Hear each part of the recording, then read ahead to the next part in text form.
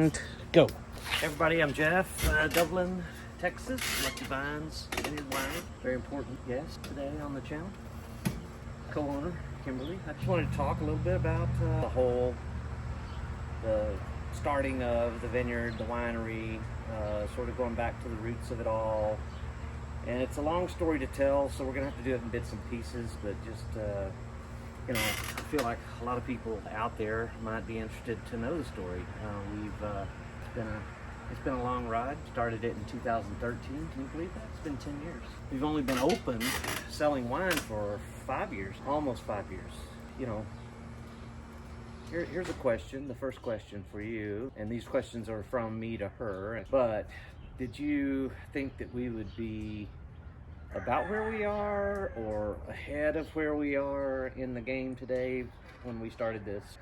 I thought that parts of the business would be ahead of where we are. Yeah. And then I would say that other parts of the business have been grown and added on to that I had never imagined. Right. For example, we added the brewery. Well, we got our brewer's permit probably 2 years ago, right? But we kind of took a detour, and that was something that I wanted to do that you didn't necessarily want to do. It's not bad. It's time. I mean, as from a mom speaking to anyone else that's a mom, is you feel like you're failing at everything because you don't have time to do any one thing great. And I think that that's been my biggest concern is when we're trying to do and the rooster wants to It's hard. It's definitely been one of those endeavors that has thrown a major kink in your work-life balance. Oh, absolutely. When I was just a doctor and went to work in the clinic and didn't work that much ER or any ER really at the time that Emily was born, I had a 9-to-5 job. In fact, probably took off half days from Fridays most of the time and had a lot of 3-day weekends, and so we had that, and then you were flying still, but we also had a kid that was 3 that you could just take to daycare and they wouldn't remember that they were there for 5. Right, so there was a lot of, she was a lot easier in some senses. She was way easier in a lot of senses. Right. It feels as if our kid is now 9, and it feels as if she's taken considerably more of my time, I know, than she was when we started this. Right. So, and I'm happy for that. I'm not unhappy. If you could do it all again, first question is, would you do it again? Well, if we could turn back the clock, I'm gonna have to go kill that rooster. A lot of people wouldn't argue with you. Okay, if we could turn back the clock and just say, okay, I've got 13 acres of land out here. It's sort of landlocked off by this new highway that's about to go in. And what are we going to do with that land? And I had this idea, and we thought of it on our honeymoon, actually. Came back within a month of being back from the honeymoon is when we actually came out here and took soil samples. And so, if you sitting here today 10 years later, knowing what you know now, if you could have known that then, would you even go down that? Would you go down that path? It's hard to say. Yeah. Well, certainly, if we could go down that path, you would do a whole lot of things a whole lot different than what we've done. Oh, absolutely. So, and I think that's one of the things that as we go along in this channel, I would not recommend planting a vineyard right off the bat. Get a winery permit and just start making wine with a custom crush and selling your product. And maybe having, a small vineyard that's sitting out there for show right next to your vineyard tasting room so that people see some grapevines, but they don't need to see 7 acres, although I think people love our vineyard. And they love to know that our wine came from our vineyard, but would just as many people come and buy our product, and could we have gotten way ahead of the game by selling wine without investing all of that money into a vineyard right off the bat? That's definitely quite possible. I try to explain this to people from time to time about how, if we planted that early on, how come we didn't open until September 2018? Well, we only grow red vinifera grapes, and it's a minimum of 24 months. So that's from when you harvest. Well, when you plant a new vine, you're really not going to get full production for 4 years. And I would say that 98% of all the people that go into grape growing with this idea that they're going to open a winery underestimate the time that it does take just to take care of the vines. Just to make sure they're healthy. Sure. I agree. I just think that it's great and it's fun to have estate fruit, but here where we are, we're not even in an AVA, an American viticultural area, so we can't even call our fruit estate on our wine bottle, which is so crazy. It is crazy. All right, I'm not sure if you're seeing this one in the picture, but this is the one I was talking about. She's gotten big on me. I'll dig back through some old photos of me holding her when we first planted this vineyard. Oh, well, I've got video of her in a baby carrier with me on the tractor shredding. That's right. She's a good tractor now. She's been here from day one. So basically, she kind of grew up in the industry. And, and so many mistakes. I mean, my Lord. I know that if someone's watching this and they're thinking about doing what we've done, that's part of why I want to make this channel, is that there's somebody out there that wants to do it. What I want to do is help people. Number one, I want to tell the story. Number two, I want you to get something out of it. I want it to be a benefit. I want it to be whether it's maybe sometimes entertainment value if you like people watching people screw up. But anyway, I mean, I will want to add here, first of all, I didn't know he was setting this up, and I didn't know he was going to make me sit on this chair and talk today at this moment. Completely impromptu. At this time. And today's Easter, and we're spending our Easter afternoon after lunch out here checking on the vineyard. We're closed for the day, but we still have a whole farm load full of animals. Still have some work to do. Oh, this is what the little one drinks. Famous Dublin Bottling Works. This is a pure cane sugar soda that's made right here. Let's make him feel like a man on TV. There you go. Anyway, we're gonna have some Dublin Dr. Pepper. Dublin Loop. Oh yeah, duh. You might have to edit that out too. Yeah.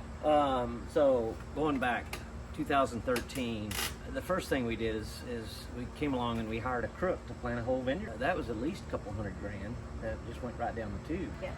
I mean, we salvaged some things like the irrigation system, but the trellis was crap and we had to completely redo it, and every vine that he planted was dead. And not only that, they were vines that we wouldn't have really even wanted anyway. We were just trusting that he was planting something that would be a marketable product and make a good wine. Turns out that was all wrong.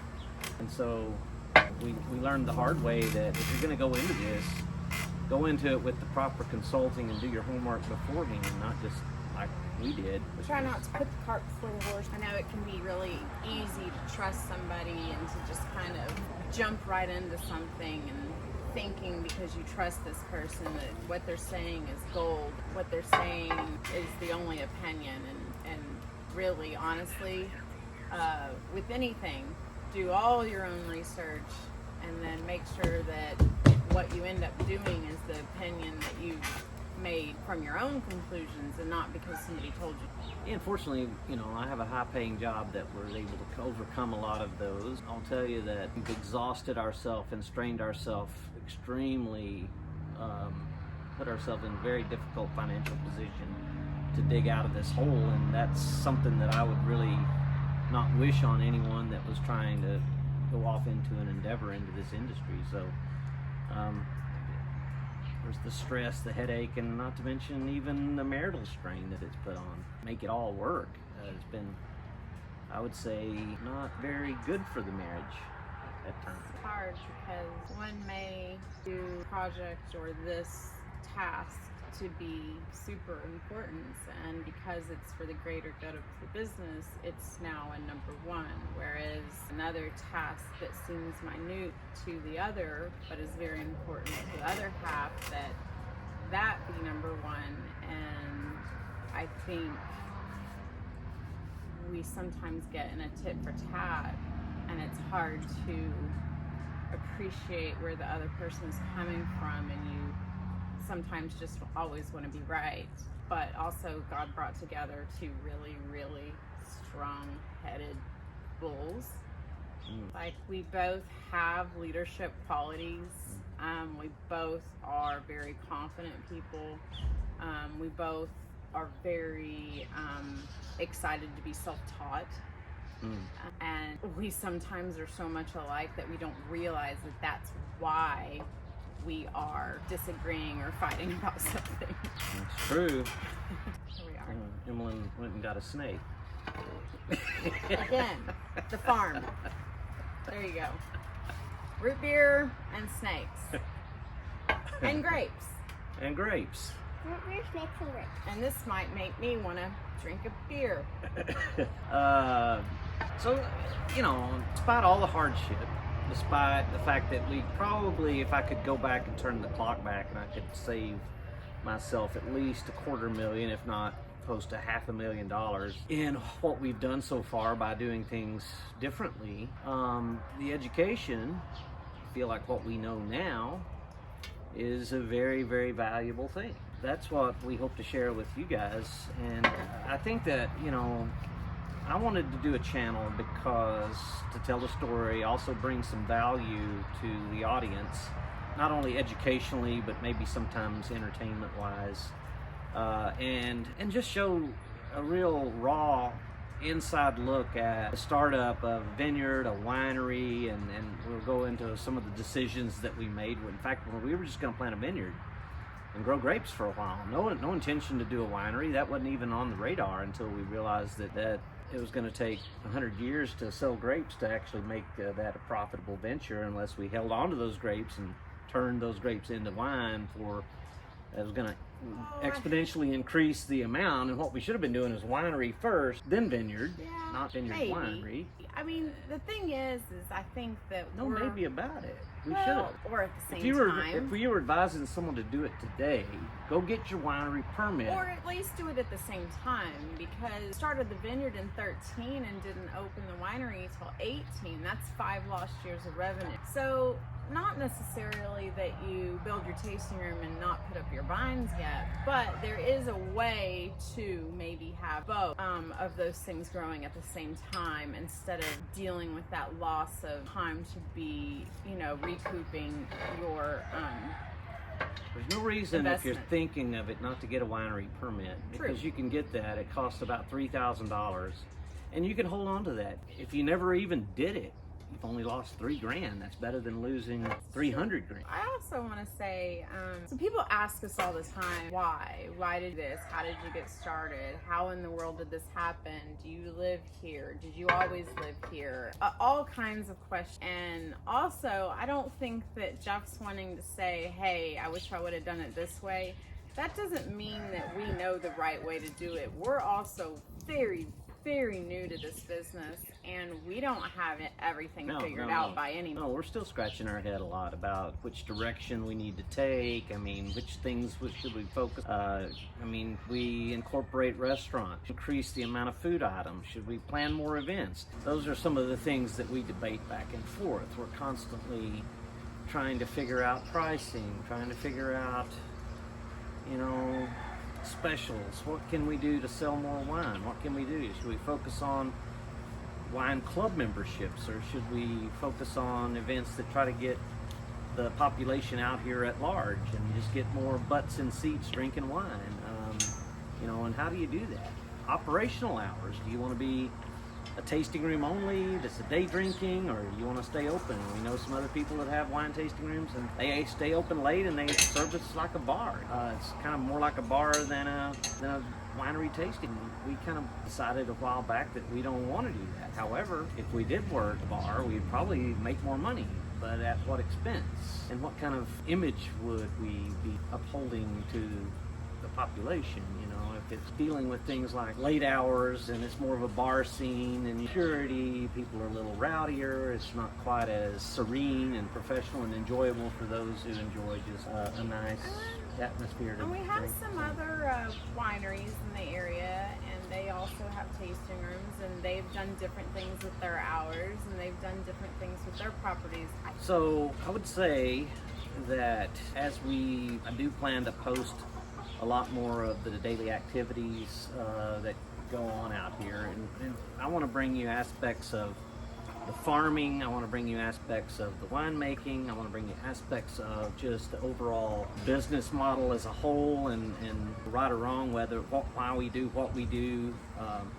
Also want to show you some construction projects. We do these containers and people are always interested in that. So I'd really like to know what you guys, the audience, want to hear more about. And so if you could do me a favor and leave some comments below. And while you're down there, if you get anything out of this, please hit the thumbs up and subscribe to our channel so you'll get notifications on the media that we're going to post out there in the future. We'll try not to leave you hanging, show the inside workings of the brewery, and let you get to know some of the key players involved. We'll bring Harrison out. I'd like to bring Fritz Westover on at some point and have him you know, at least featured in part of one of these videos. Just, I mean, the guy's amazing, you know.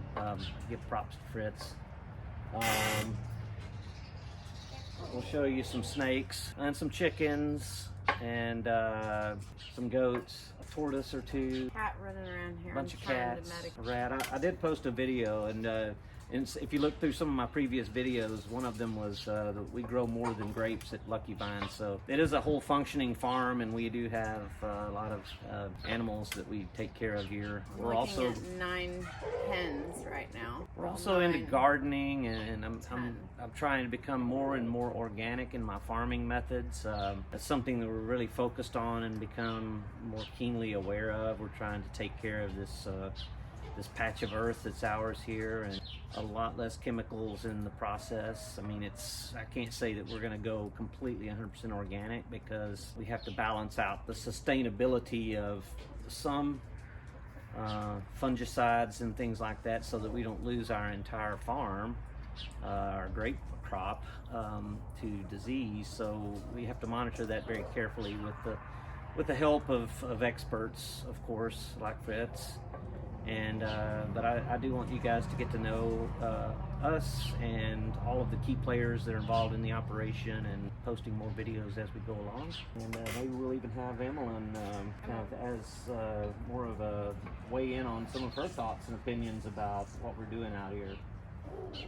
Apologize for this not being a scripted video. I know I need to work on script, I need to work on sound, I probably need to get a better camera, but this is about as raw as it gets. And for now, we'll just keep it raw and keep it real, right? I guess so. Yeah. All right, cheers guys, next time.